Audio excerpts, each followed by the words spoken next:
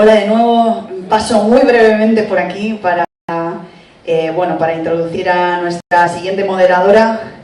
Es actriz en varias series que veréis mañana, entre ellas Fetiche, en la que es la protagonista.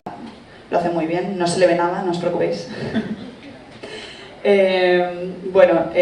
Agradecer a todo el mundo que ha pasado hoy por aquí. No veo nada, así si me agacho un poco os veo mucho mejor. Agradecer muchísimo a todos los que habéis venido. Thank you so much everyone for coming. We had a lot of variety today of series, so thank you so much for making it all the way to Bilbao, to all our international guests. Thank you so much. We'll have some pinchos later at Bacaico, just to remind you guys. So thank you so much, muchísimas gracias. Y ahora os voy a dejar con Eneritz García Alonso, que modera la siguiente mesa redonda. Eskerrik asko, Eneritz.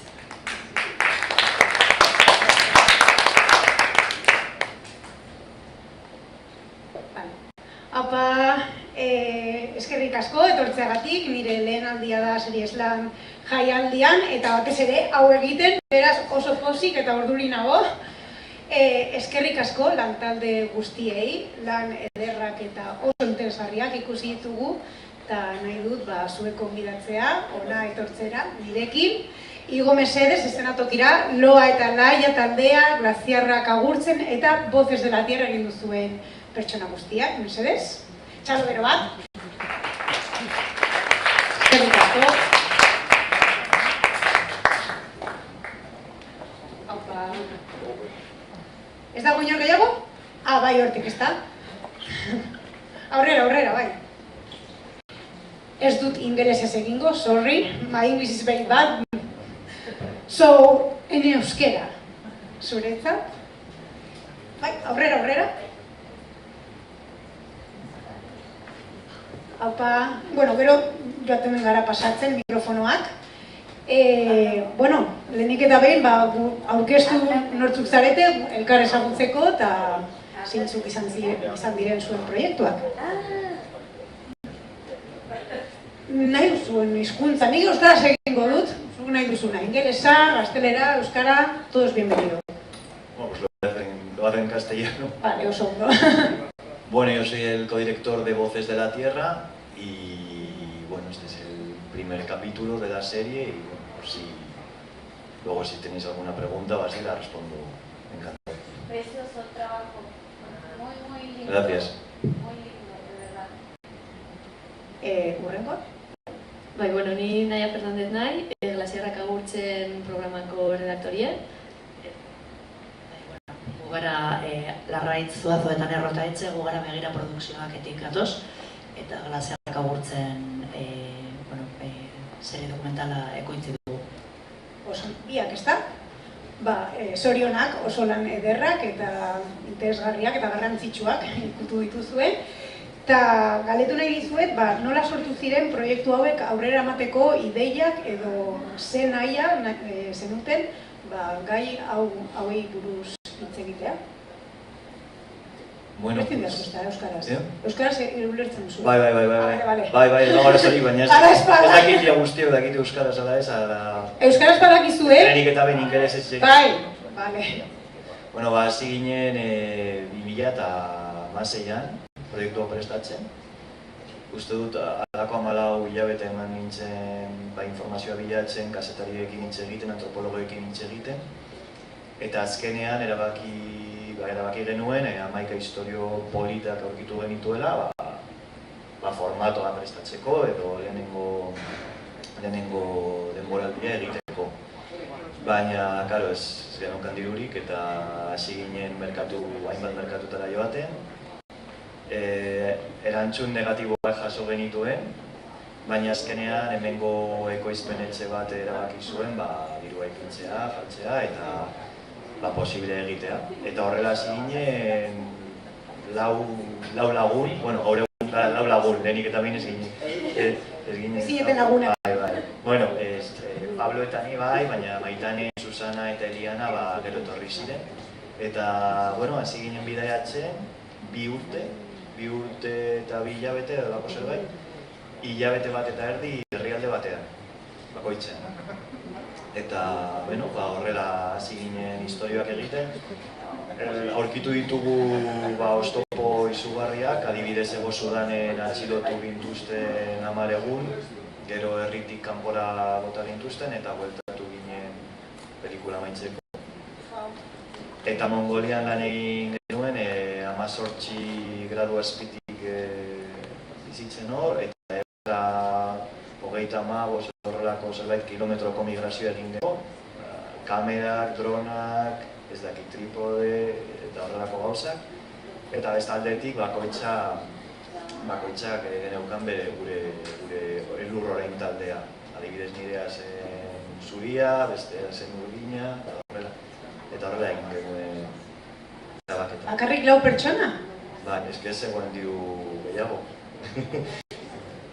Bai. Eta, bueno, Ito dauka, erabili ditugun kamerak oso normalak izan dira, Panasonic txikiak, eta, bueno... Eroso goteko suposatzen dut. Claro, eroso egoteko, oso harinak direlako, eta, bueno, zegoen adibidez elur horrein batek generador izendatuta zegoen, generadorea eramanten zuelako, eta 2 gasolina garrafa ere, eta horrekin bateriak betetzen zituen, eta, bueno, ordenagailuarekin lan egiten genuen kopiak egiteko, eta horrelako. Ondo, super interesgarria, ni egon nizateke entzuten, bueno, baina aurrera jarraituko dugu. Bai, bueno, Glaziarrak agurtzen etorri zen ETB labetik. Bueno, ez dakit badakizuien, baina 2025 da Glaziarren babeserako urtie. Eta hortik sortu zen apurtzu beti ideia, ze Glaziarrak urtzen dabiz, eta aldaketa klimatikoa dela eta ideia hona zala ikusi genuen, eta hortik sortu zen apurtzu beti ideien. Zein da proiektu honen helburue, apurtzu bet kontzientziatzie ikuslie, eta bebai gure beste erronketako bat zen ez bakarrik mendizaliek izenei bideratu die programa hau, baizik eta bebai mendizeri eta glaziarri buruz ez dakizenen pertsonei bebai bideratu die.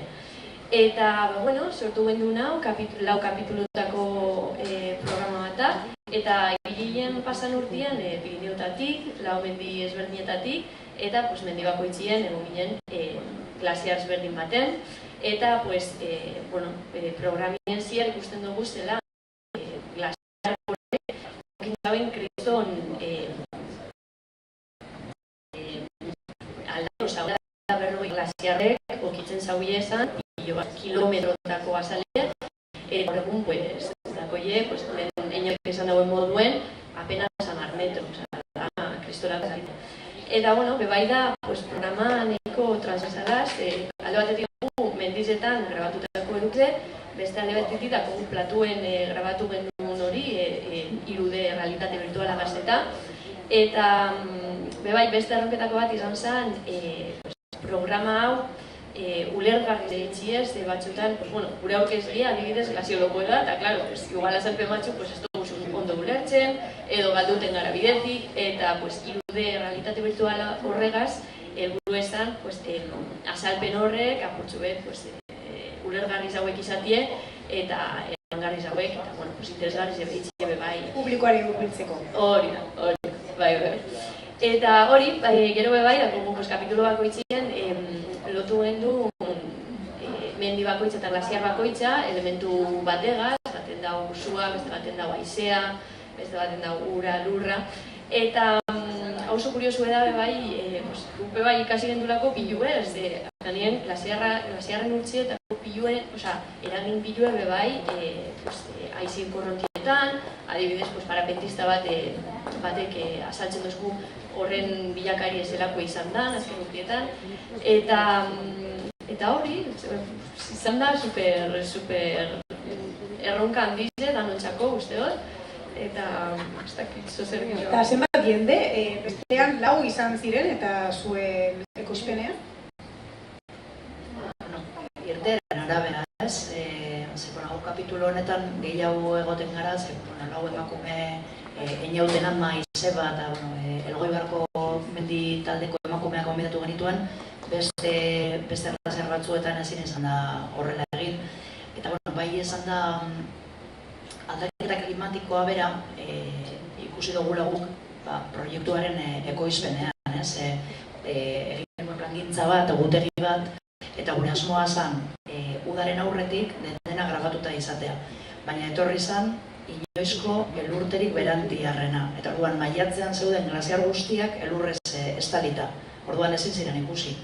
Eta, produkzio plan guztia ateratu behar izan genuen, gure produkzio planean ikusi genuen, kontatzen ari garen hau, ez? Oso zoroen parean gabizela eguraldiaren konture, eta ezin dela jakin orain, ez? Noiz botako dagoen elurre, noiz egongo diren glaziarrak biztan, eta hori, nahi. Oso interesgarria, lana dauka, seriak egitea edo programak egitea 4 edo 5 kapitulotakoak lana handia dauka atzetik. Ostras, zorionak guztioi, nire partez. Zein da zuek proiektu hauen etorkizunerako ikuspegia, mugitu nahi duzuez, leku batean ikusi aldugu ja, saldu zuen burua. Lurraren ahotsak primeran dago eta filmin, ikusi da Globosat Brasilen, eta Sumo horrelako zerbait dago alako plataforma txiki bat estatuetan eta hori pini dute baita ere. Txinan beste plataforma batean, baina ez dut gogoratzen zein den izena. Eta Portugaleko Iberia Channelen pini dute jarri dute. Ikusgai dago mundu guztian? Ez dakit orain finkatuta dagoen ala ez herrialde guztietan, baina primeran eta filmin ikusi dezakezu nahi duzun momentuan. Eta, bestaldetik egon zen Jackson Wildeko festivalean, 2021 batean, eta guretzat oso bitxia izan zen momentu hori. Azkenean oso zaila da horra llegatzea eta finalista izatea. Zegoen James Cameron El secreto de las ballenasekin eta gu bere alboan, oso txikitsuak. Eta, hori izan da egin duen bidea, ez dakit luzeagoa izango dena da ez, beste plataforma edo beste telebista erosiko duten ez, baina ikusiko du. Ondo. Espero dut. Gure kasuan, egia da seria jaio zela nahiko helburu konkretu batekin eta zen primeranen plataformarako zen, baina bai uki zuen berezitasun bat momentuaretan, eta primeranen bakarrik argitaratzeaz gain edo kapituluak nahiak entzatu dela, proiektu bat transversala izan zen, eta orduan bai egiten genituen egon zen olako kolaborazio bat EITB-ko informatiboetako eguraldiarekin. Eta orduan zan proiektu bat egunero klima astea izan zen bitartean, EITB-ko informatiboetako eguraldian ematen zen pieza bat, eta eguraldiko aukezlea sartzen zen gure, Arnaitz Fernandez sartzen zen gure platu virtualera, eta orduan eguraldi eman ostean apur bat sakontzen zen, apur bat glasiarren gaian, orduan, eta gero, buelta emateko gainera harreman horrerik Arnaitz Fernandez eramaten duen anekdota. Gurekin. Eta zelan, ondo, izale ona. Eta oso ausarte izan zen, gero egia da, ez genuen espero, baina egon dela, orain ez gogoratuko, Veneziako serie festival baten ere nominatuta egon da horregako proiektu transversal moduan eta transmedia moduan, eta horremen dago, baina nahiko helburu jakinarekin sortu zenez ez du kuenta gehiagotik. Nahikoa. Mugitzen da, hori hona da, batzutan egiten dugu gauzak eta egun bat bakarrik irauten dute. Ia galdetu didazu, erantzun didazu, baina ez dakit zei idatzi dudan markatu, galdetu nahi nizuen, esan didazue pizkatxo bat, baina zein zan da proiektu hauen fase gogorrena eta zein errazena. Osatzen dut gogorrena zuentzat, ideia bat egiten dudala, baina... Bueno, gogorrena izan zen Hego Sudanen lehenengo bidaia. Azkenean, pentsatzen genuen atxilotuko gintuztela bakarrik 2 egun, azkenean izan ziren 10 egun, eta herrialdetik bota gintuzte. Gure taldeko ugandar tarte bat eraso batzuk jaso zuten, Hego Sudaneko polizien aldetik. Eta, hor dago oso historio interesgarri bat, komunitate indigenetik atera gintuzten eta kamerak eta ekipo tekniko guztia hor geratu zen. Eta orduan, lur azpitik izkutatu zuten, mundariko biztanleria, eta, karo, itxaroten zuten, beste egun bat, pentsatzen zuten, atxilotuko, kartzelatik ateratuko gintuztela, baina ezke horrela ezin izan. Eta azkenean, lurrazpirik atera zituzten kamera guztiak, guzti zikilduta, ni pentsatzen nuen dena guztuta egongo zela, eta, baina zoritxarrez, azkenean dana ondo atera zen. Bigarren aldian joan ginenean, grupo rebelde bat etorri zen gure komunitatera, eta loku luskabak altzen ari ginen bitartean, sartu ziren gure txolontan, eta ostikada bat jaso duen hemen, Pablo beste bat, atara gintuzten, zuhaitz baten kontran, eta batean etorri ziren danok, lantza, horrelako armak eramaten, gu defendatzeko, eta azkenean joan ziren, baina hurrengo egunetan eskolta behar egiteko. Eta hori espero zenuten? Hau da, ideia egiten zenuten hori gertatu bat zela? Posibilitate bat zen. Pablo eta ni lan egin dugu herrialde ugarietan, eta normalean konfliktoak filmatzen ditugu, eta guretzat ez zen oso arraroa. Arraroa esan zena, zen atxilotuta geratzen 10 egun. Ez bada egun bat edo 2 egun, azkenean horrelako gauza gertatzen dira batzuetan, baina 10 egunez. Eta zuek atxilotuta egon zineten? Guk ez daukagu horrelako historiorik inondik inora, ez. Baina fase... Guretzako gogorrena igual izan da, kontzientzia hartzea, ez? Pirineoetako glaziarren egoeraz. Osea, guretzako oso gai ez ezaguna zen, eskaini zigutenean programa bulantzea eta hasi ginenan dokumentatzen eta ikusten benetan zer gertatzen ari den, gogorra da hortaz jabetzea, ez? Hemen ondoan daukaguna eta mundu mailan daukaguna, baina aldaketa klimatikoaren eraginak zenolako nabariak eta bortitzak diren, eta hori oso gogorra egiten da, ez? Lantzen dituzunean gaiak ikusten duzula realitate ze gordina den. Egia da. Oso onak dira, kontzientzia hartzeko, ikusteko ze egin dezakegu munduagatik eta hobetzeagatik. Eskerrik asko zuen lanagatik, ez dakit zeo zer esan nahi duzuen, zuen partez, edo nik bakarrik zoriondu zuen lanagatik. Sorte hon, beste proiektu bat, espero dut, proiektu gehiago edukitzea guztiok, eta mila esker etortzeagatik.